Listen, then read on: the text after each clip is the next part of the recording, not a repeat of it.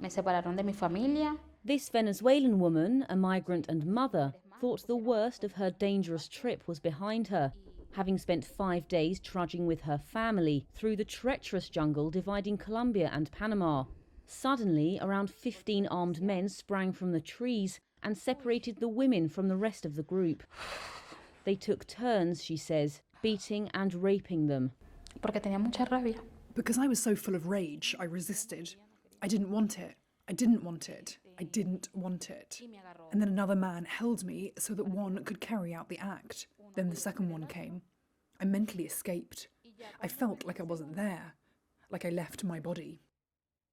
The woman is one of over 700 victims of horrific violence to pass through this mental health centre in Mexico City and recount her story. Doctors Without Borders Comprehensive Care Centre, known as CAI, is one of the few facilities of its kind.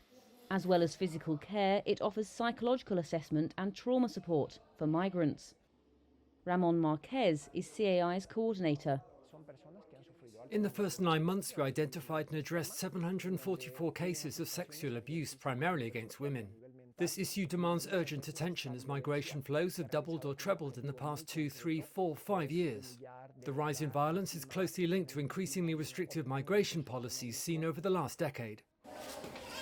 There is little data on violence against migrants as the crimes rarely get reported.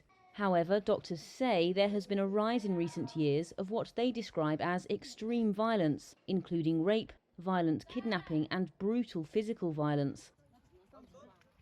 Migrants who spend more time in Mexico as they try to reach the US are exposed to violence in parts of the country dominated by organised crime.